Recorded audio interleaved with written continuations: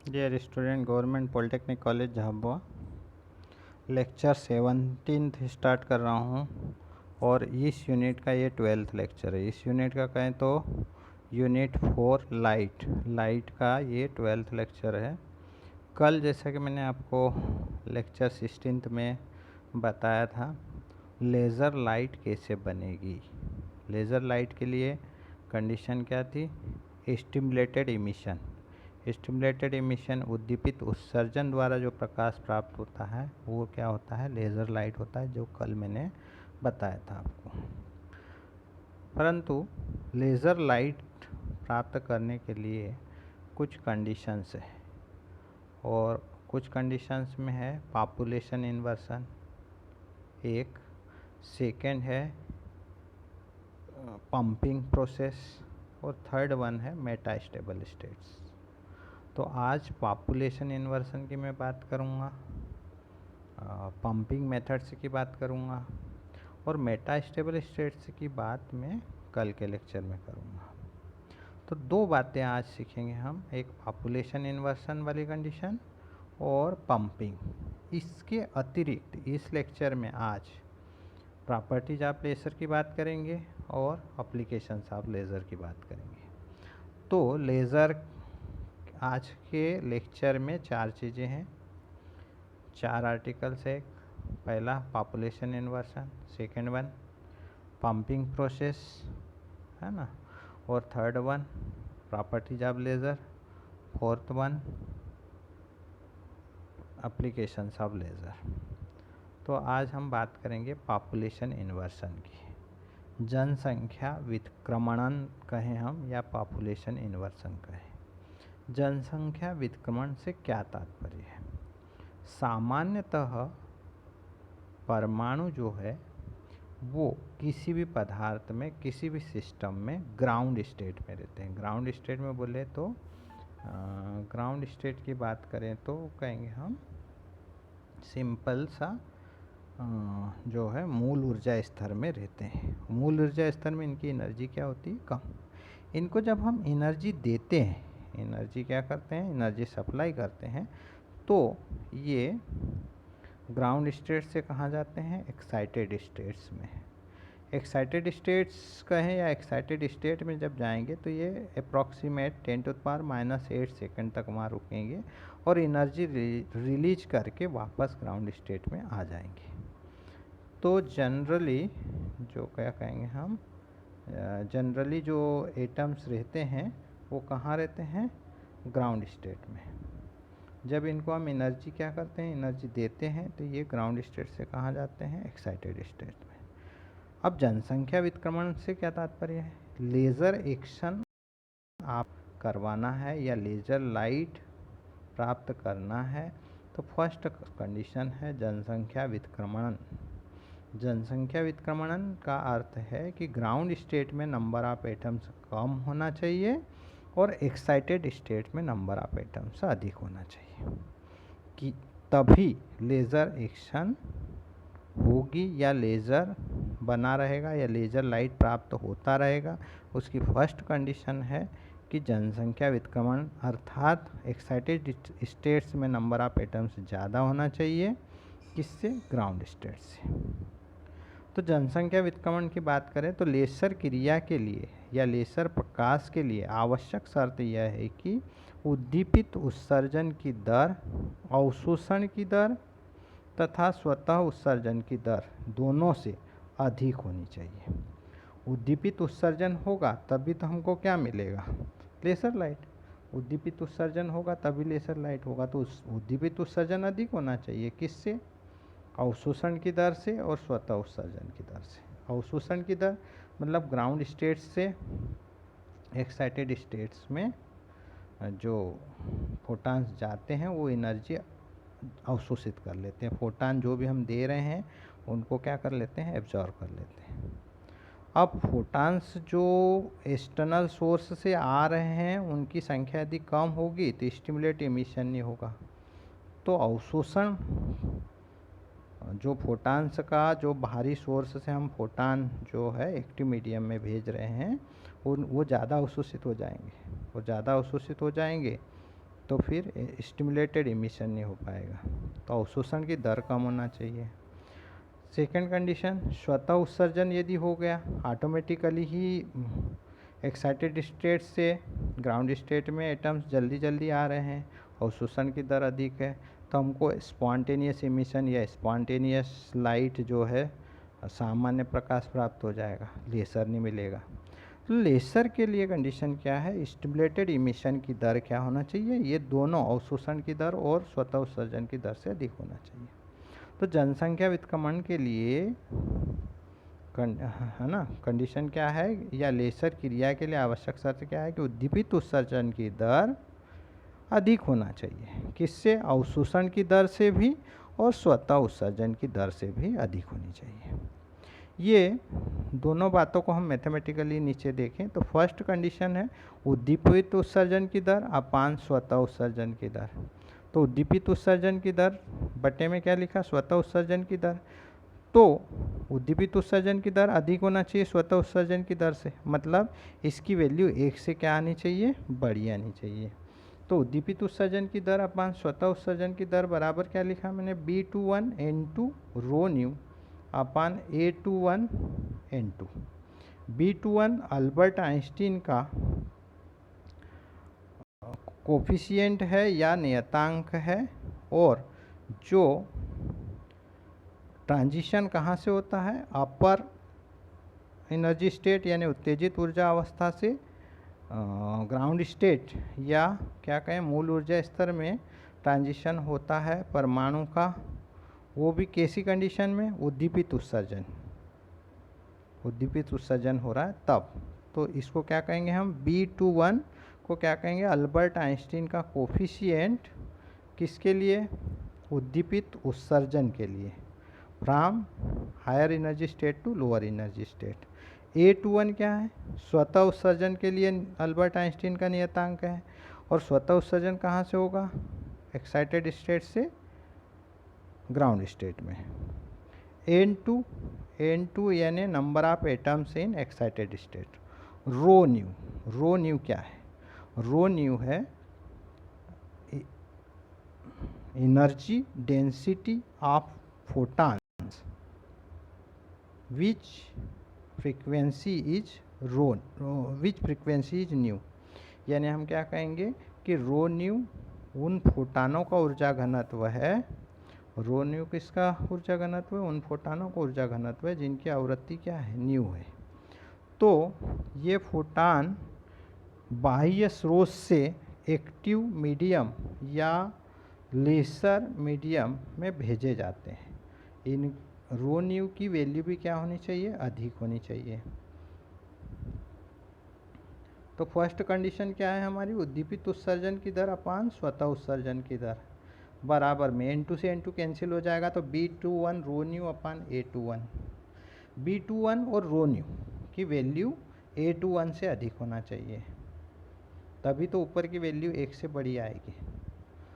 तो जनसंख्या व्युत्क्रमण के लिए पहली कंडीशन उद्दीपित उत्सर्जन की दर अधिक होना चाहिए, किससे, स्वतः उत्सर्जन की दर से, मतलब उद्दीपित उत्सर्जन की दर अपान क्या कहें हम, स्वतः उत्सर्जन की दर ग्रेटर देन 1, 1 से बड़ा।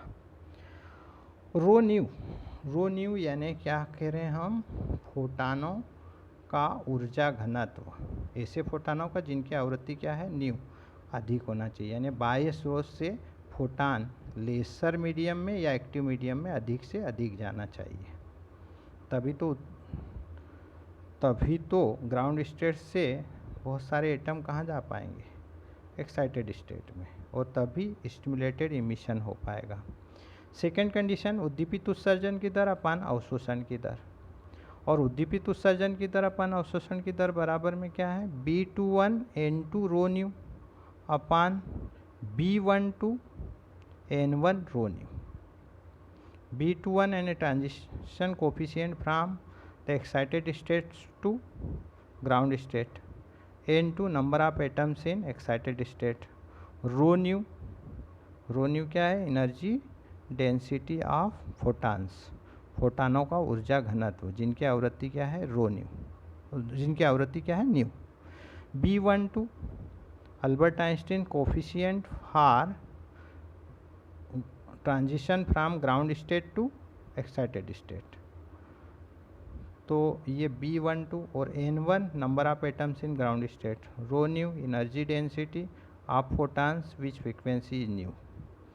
अब B21 की वैल्यू B12 के इक्वल होती है तो कैंसिल आउट हो जाएंगे, रो न्यू से रो न्यू कैंसिल हो गया, N2 अपन N1, यानी सीधे सीधे क्या आया, उद्दीपित उत्सर्जन की दर अपन अवशोषण की दर बराबर आया N2/N1।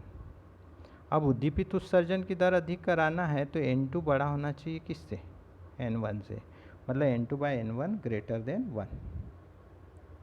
सीधे से बात यहाँ पर एक स्पष्ट समझ में आ रही है कि आपको लेसर प्रकाश चाहिए तो number of atoms excited states में क्या होना चाहिए, ज़्यादा होना चाहिए, अधिक होना चाहिए।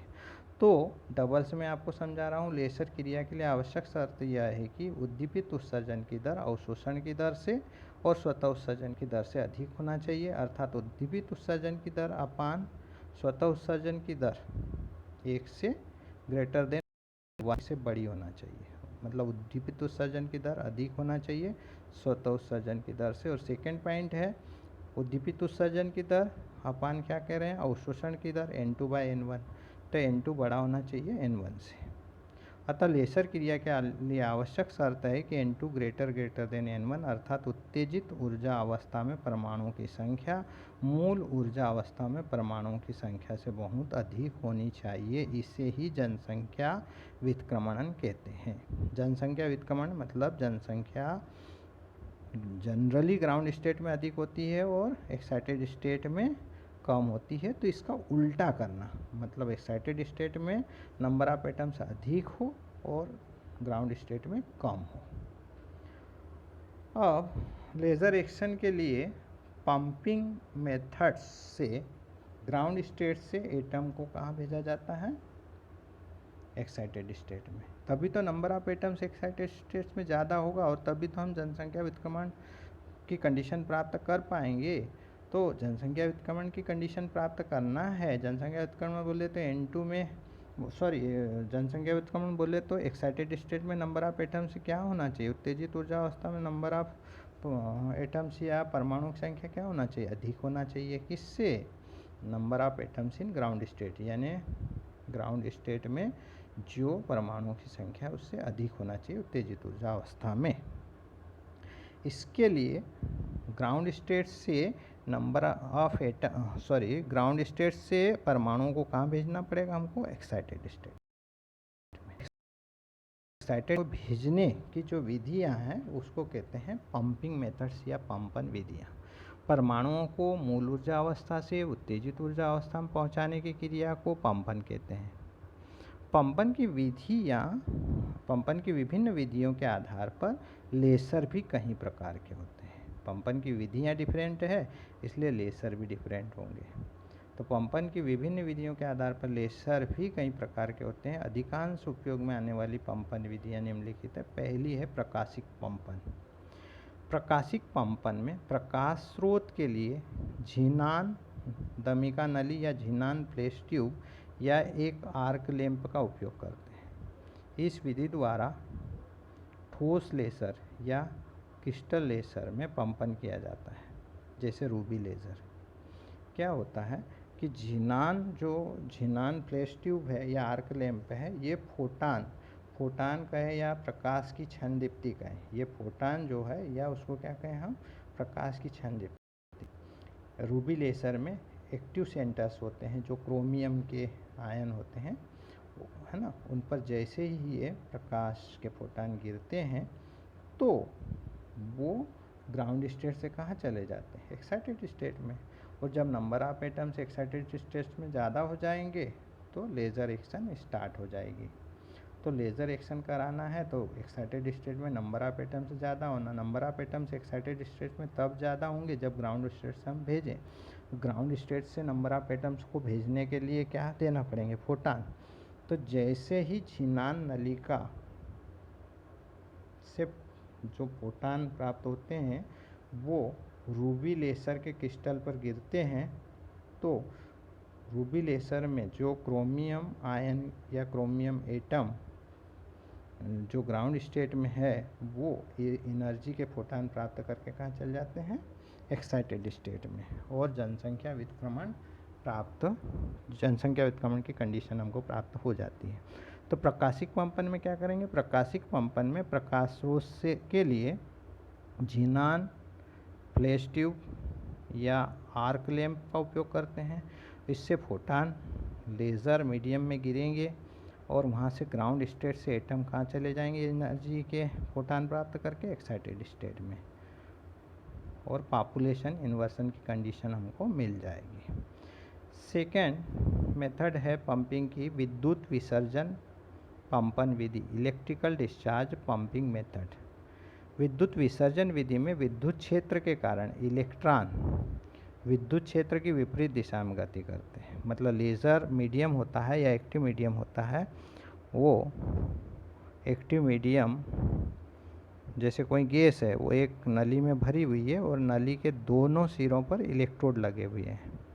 तो एक कैथोड होता है, एक एनोड होता है, और कैथोड और एनोड के बीच में हाई पोटेंशियल डिफरेंस लगाते हैं तो कैथोड से इलेक्ट्रॉन बहुत अत्यधिक वेग से निकलते हैं और एनोड की ओर जाते हैं। अब जब कैथोड से इलेक्ट्रॉन एनोड की ओर जाएंगे, अर्थात विद्युत क्षेत्र की विपरीत दिशा में जाएंगे, तो उस नली में जो भी गैस भरी है, गैस के एटम्स को ये इलेक्ट्रॉन कोलाइड होकर अपनी एनर्जी दे देते हैं, और जैसे एनर्जी देते हैं तो वो ग्राउंड स्टेट से कहाँ चले जाते हैं, एक्साइटेड स्टेट में। तो विद्युत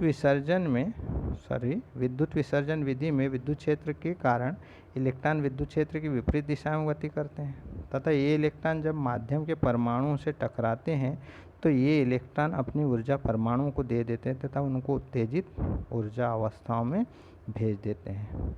उदाहरण के लिए हीलियम नियॉन लेज़र में विद्युत विसर्जन से प्राप्त इलेक्ट्रॉन हीलियम परमाणुओं से टकराकर उनको उत्तेजित कर देते हैं, तथा ये उत्तेजित हीलियम परमाणु जब नियॉन परमाणुओं से टकराते हैं तो उनका उत्तेजन कर देते हैं, तथा नियॉन परमाणुओं का जनसंख्या व्युत्क्रमण हो जाता है। मतलब एक्साइटेड स्टेट में नंबर ऑफ एटम्स ज़्यादा हो जाते हैं और ग्राउंड स्टेट में कम हो जाते हैं। इस प्रकार क्या कहेंगे हम, लेज़र एक्शन स्टार्ट हो जाएगी। तो इस विधि द्वारा गेज लेज़र में पंपन की, गेज लेज़र जो होते हैं वो इलेक्ट्रिकल डिस्चार्ज मेथड से ही गेज लेज़र की क्रिया जो है ना, इलेक्ट्रिकल डिस्चार्ज मेथड से ही संपन्न की जाती है।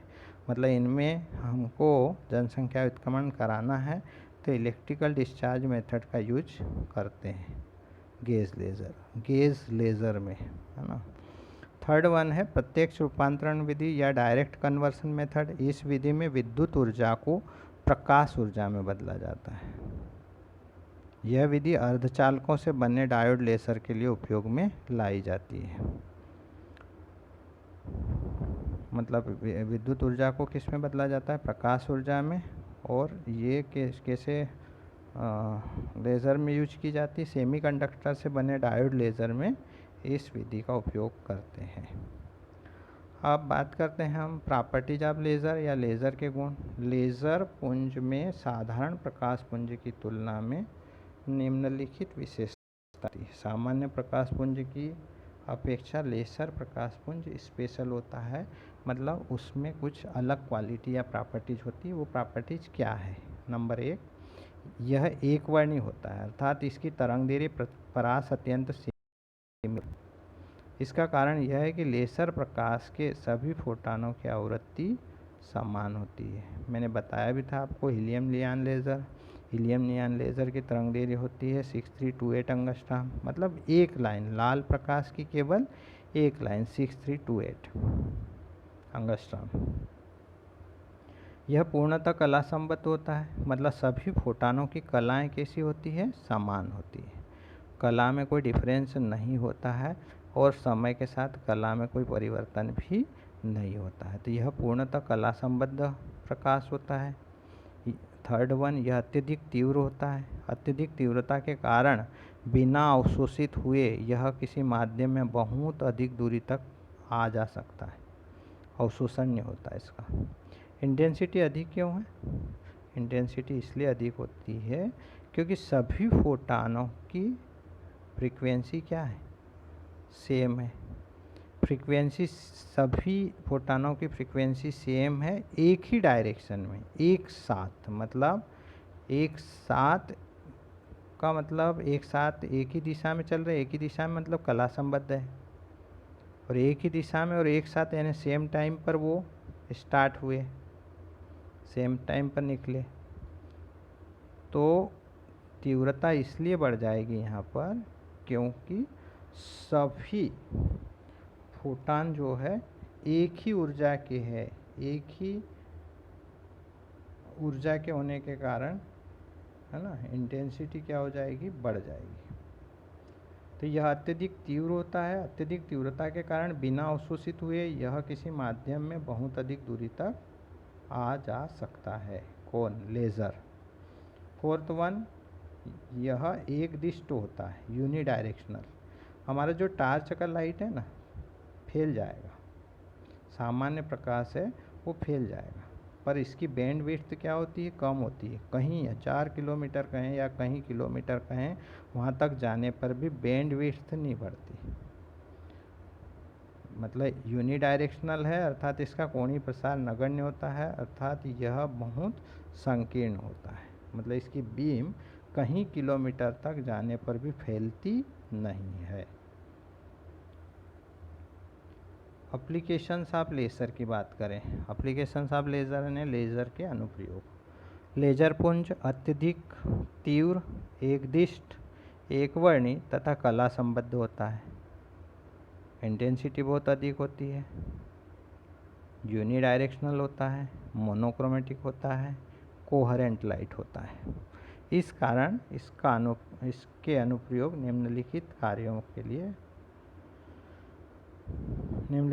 में उपयोग में लाए जाते हैं, या इसके अनुप्रयोग निम्नलिखित महत्वपूर्ण कार्यों में उपयोग में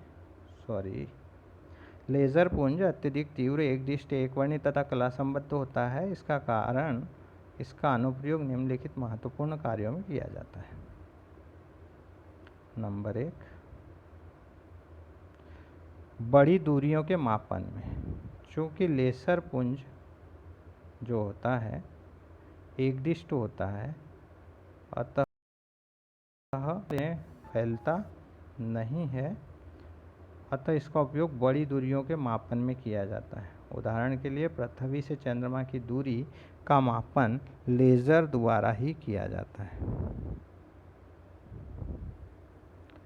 चिकित्सा विज्ञान में इसका उपयोग कैंसर व ट्यूमर के इलाज में, आँख में रेटिना फिट करने में तथा मस्तिष्क के ऑपरेशन में, सूक्ष्म रक्त पिंडों को जमाने व काटने में, मतलब थक्का जमे या उनको हटाना है तो सूक्ष्म रक्त पिंडों को जमाने व काटने में भी लेज़र का उपयोग करते हैं। तकनीकी क्षेत्र में इसका उपयोग मोटी मोटी चादरों को काटने में, मतलब धातुओं की मोटी चादरों को काटा जा सकता है, कड़े से कड़े पदार्थों को गलाने में तथा उनमें छेद करने में किया जाता है। इससे धातुओं की छड़ों को गलाकर जोड़ा जा सकता है, क्योंकि इसकी इंटेंसिटी इतनी अधिक होती है कि वो धातुओं को वहाँ पर क्या, जैसे ही लेज़र गिरता है तो पिघला देती है और पिघला के जोड़ सकते हैं। दूरसंचार में लेज़र पुंज पानी द्वारा अवशोषित नहीं होता, अतः इसके द्वारा पानी में होकर भी एक साथ अनेक टेलीविज़न कार्यक्रम प्रेषित किए जा सकते हैं। एक फाइबर होता है, quartz fibre, glass fibre. Fibre में टोटल इंटरनल की प्रोसेस द्वारा लेज़र लाइट को हम कहीं किलोमीटर तक क्या कर सकते हैं, भेज सकते हैं। जो फाइबर होता है वो पानी में ख़राब नहीं होता। पानी में यदि फाइबर बिछी हुई है और उसके एक एंड से प्रोग्राम या कम्युनिकेशन किया जा रहा है, लेज़र लाइट भेजी जा रही है, तो लेज़र लाइट जो है दूसरे टर्मिनल पर, फाइबर के दूसरे टर्मिनल पर हमको प्राप्त हो जाएगी, या ऐसा कहें हम कि बहुत सारे प्रोग्राम या मैसेज हम भेज सकते हैं लेज़र लाइट और फाइबर की हेल्प से। पानी में भी कम्युनिकेशन हो सकता है। तो दूरसंचार में लेसर पुंज पानी द्वारा अवशोषित नहीं होता, अतः इसके द्वारा पानी में होकर भी एक साथ अनेक टेलीविज़न कार्यक्रम प्रेषित कर सकते हैं। फोटोग्राफी में इसकी सहायता से बिना लेंस प्रयुक्त किए त्रिविमीय फोटोग्राफी अर्थात होलोग्राफी की जाती है। 3 डायमेंशनल होलोग्राम स्टिकर आपने देखे होंगे, लेज़र की सहायता से ही बनाए जाते हैं। उद्योगों में इसका उपयोग माइक्रो वेल्डिंग में किया जाता है। नट बोल्ट के थ्रेड कटिंग, ड्रिलिंग या महंगी जो 5 स्टार होटल्स में मार्बल्स लगे होते हैं, उनकी कटिंग यदि सामान्य विधि से करें तो मार्बल्स के पत्थर या थोड़ी भी कटिंग गलत हो जाएगी तो ख़राब हो जाएंगे। लेज़र से कटिंग करने पर लॉस या नुकसान कुछ नहीं होता। तो मार्बल्स और इनकी कटिंग जो है एक पर्टिकुलर एंगल पर लेज़र बीम डालकर कटिंग की जा सकती है और उससे लॉस क्या होगा, मार्बल्स का बहुत कम होगा। इसके अतिरिक्त जो नट बोल्ट होते हैं उनके थ्रेड अच्छे शार्प हो और बेस्ट क्वालिटी के बनाना है तो वो लेज़र से बनाए जा सकते हैं। रसायन विज्ञान में इसका उपयोग विभिन्न रासायनिक क्रियाओं को त्वरित करने के लिए भी किया जाता है। क्योंकि इनके फोटानों की ऊर्जा बहुत अधिक होती है, इंटेंसिटी लाइट की ज़्यादा रहेगी।